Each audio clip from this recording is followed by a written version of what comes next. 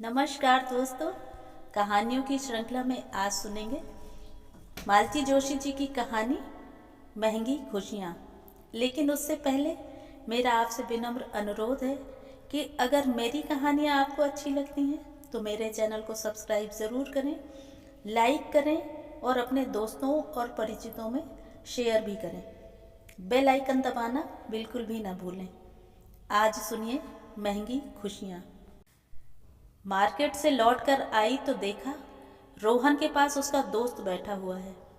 चेहरा पहचाना सा था पर नाम याद नहीं आ रहा था। रोहन मेरा असमंजस भांप गया था, इसलिए जैसे ही दोस्त ने मुझे उठकर प्रणाम किया, रोहन ने कहा, इसे पहचानती हो ना मम्मी?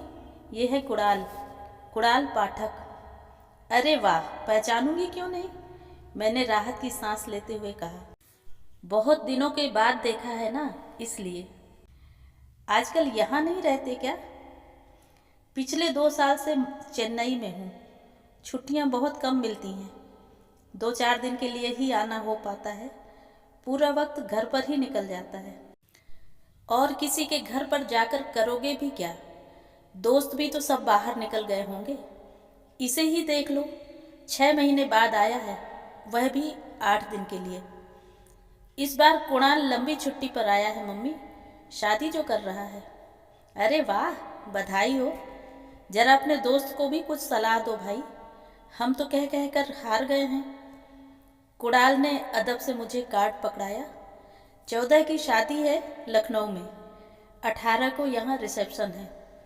मैं तो रोहन को शादी में ले जाने के मूड पर था, पर वह तो 12 को ही जा रहा है। आप और अंकल रिसेप्शन पर जरूर आइएगा। जरूर आएंगे भाई, पर शादी लखनऊ में क्यों? मम्मी जरा चाय तो बना दो, कब से तुम्हारा वेट कर रहे हैं। हाँ हाँ, बस अभी बनाती हूँ। कार्ड तो बहुत प्यारा है, और ये गणेश जी तो एकदम यूनिक हैं। पता है, आजकल मैं कार्ड्स कलेक्ट कर रही हूँ ताकि समय पर इधर उधर भागना न पड़े। घर में ही ढेरों डिज़ाइन मिल जाएंगे। कार्ड से याद आया, उस दिन आर्चीज में वैशाली मिली थी, किसी के लिए बर्थडे कार्ड। मम्मा चाय। इस बार रोहन की आवाज़ में आदेश था। मुझे बड़ा अटपटा सा लगा। इतनी देर इत्मीनान से बैठा कुणाल एकदम उठ खड़ा हुआ। चाय आज रहने दो यार, बहुत जगह जाना है। मज़े की बात यह है कि रोहन ने भी उसे रोका नहीं, बल्कि गेट तक विदा करने चला गया। वहाँ से लौटते ही मुझ पर बरस पड़ा। मम्मी तुम तो बस एक बार शुरू हो जाती हो तो रुकने का नाम ही नहीं लेती। क्या हुआ?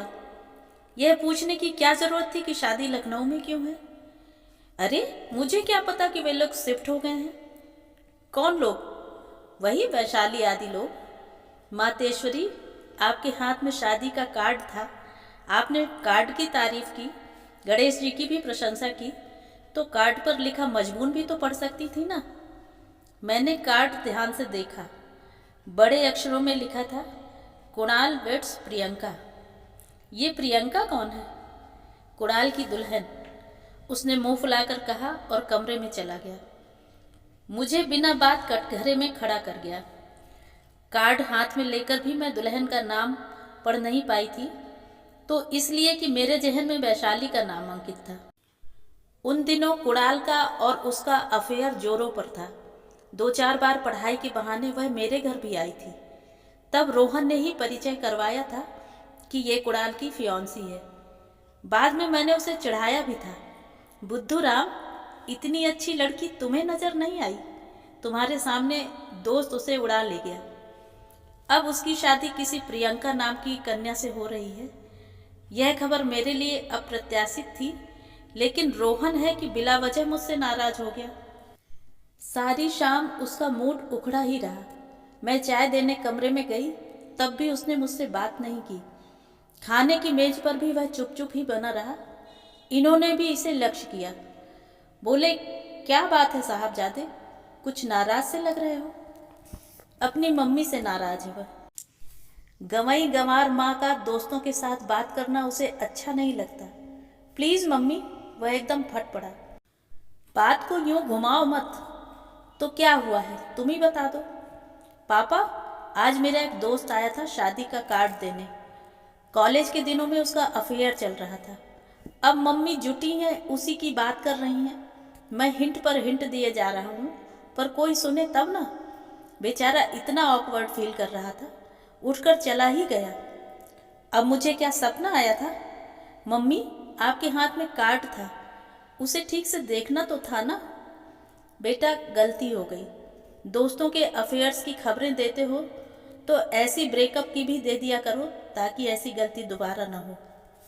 कुणाल बेचारा गिल्टी फील कर रहा है। बैठे बैठे यही सफाई दे रहा था कि कितनी मजबूरी में उसने यह रिश्ता स्वीकार किया है। लड़कियों को मजबूर होते तो सुना है, क्या लड़के भी मजबूर होते हैं? क्यों नहीं होते? परिस्थितियां लड़के और लड़की में भेद नहीं करती। अब कुणाल को ही ले लो, इतनी बड़ी कुर्बानी वह अपनी माँ के लिए कर रहा है। माँ के लिए मतलब उसकी माँ ने बड़ी मेहनत से अपने तीनों बच्चों को पाला है। कुणाल कुल 3 साल का था जब उसके पिता नहीं रहे। माँ सिर्फ मैट्रिक पास थी। तीनों बच्चों को लेकर उन्होंने गृहस्थी चलाई, नौकरी की, बच्चों को पढ़ाया, खुद भी पढ़ती रहीं। आज वह कॉलेज में लेक्चरर हैं। कुणाल के बड़े भाई डॉक्टर हैं, बहन सॉफ्टवेयर इंजीनियर हैं। और कुणाल को तो तुम जानती ही हो। भाई बहन कहाँ हैं? उन लोगों की शादी हो गई? यही तो रोना है। शादी तो दोनों की ही हो गई है, पर एक भी माँ की रजामंदी से नहीं हुई है। बड़े भाई अपनी एक कुलीग से शादी करना चाहते थे।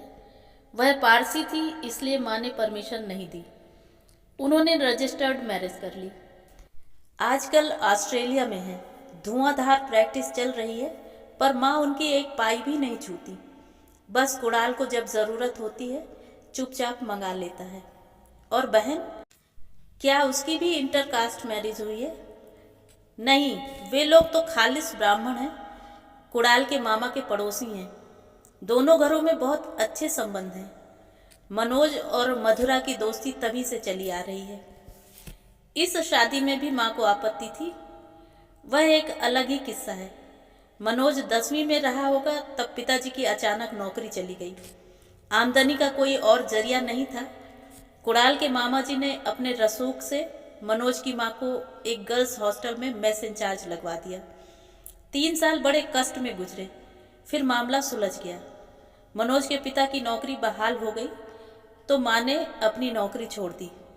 मुसीबतों के बावजूद उन लोगों ने मनोज की पढ़ाई में कोई व्यवधान नहीं आने दिया।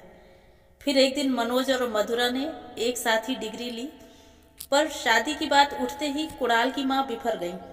क्यों? वे बोली, मेस इंचार्ज वगैरह तो कहने की बातें हैं। मनोज की माँ दरअसल वहाँ खाना बनाती थी और मैं एक मिसरानी के बेटे से अपनी बेटी नहीं ब्याह सकती। फिर क्या? उन लोगों ने आर्य समाज मंदिर में ठाट से शादी कर ली, एक धमाकेदार रिसेप्शन दे दिया और अमेरिका चले गए। अब मनोज के माता पिता मजे से अमेरिका के चक्कर लगाते रहते हैं। ये लोग ही अकड़फू बने हुए हैं। बड़ी दबंग औरत है यह तो। इतनी देर बाद इन्होंने मुंह खोला। बहू डॉक्टर है पर पारसी है, इसलिए स्वीकार नहीं है। दामाद ब्राह्मण है, इंजीनियर है, पर मिसरानी का बेटा है, इसलिए मंजूर नहीं है। उनके हिसाब से दुनिया में कोई फुल प्रूफ रिश्ता है भी? वैशाली के साथ क्या प्रॉब्लम थी, मैंने पूछा। उसकी माँ डिवोर्सी है। पर डिवोर्स तो आजकल कोई अजूबा नहीं है, आम बात हो गई है। पर कुणाल की माँ इसे पचा नहीं पाई। उन्हें तो यह भी शक है कि वैशाली उनके पहले पति की संतान है।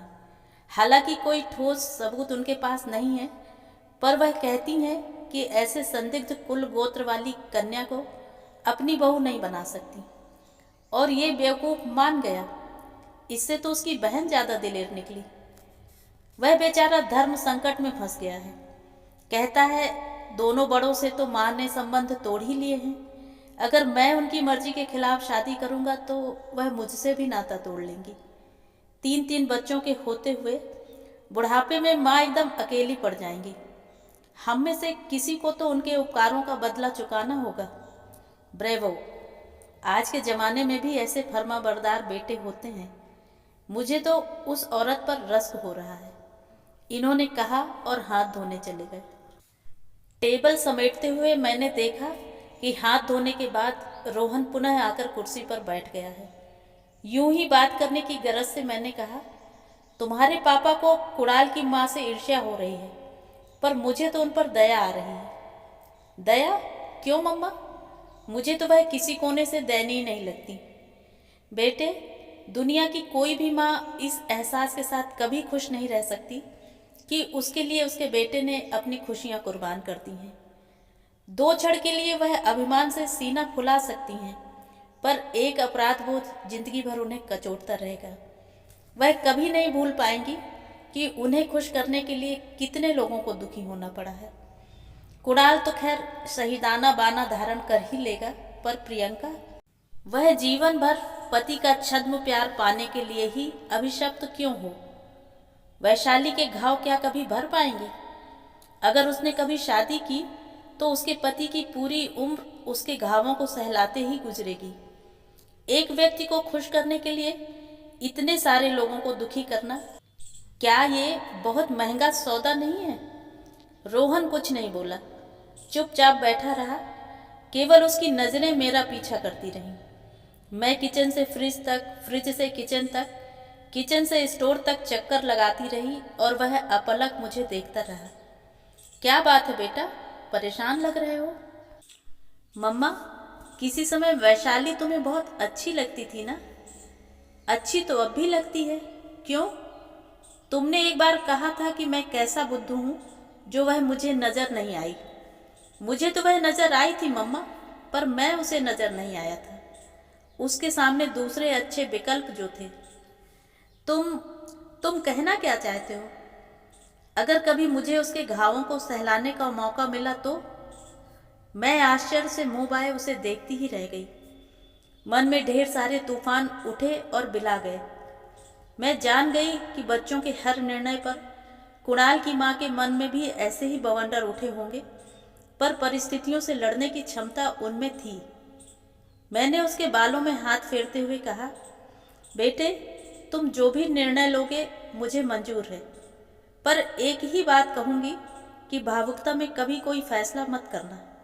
ये जीवन भर की बाजी है, इसे सोच समझकर खेलना। ओह मम्मा, उसने अपनी बाहें मेरे गले में डाल दी। You are wonderful, simply wonderful. तो ये थी कहानी। कहानी आपको कैसी लगी? कमेंट करके ज़रूर बताएं।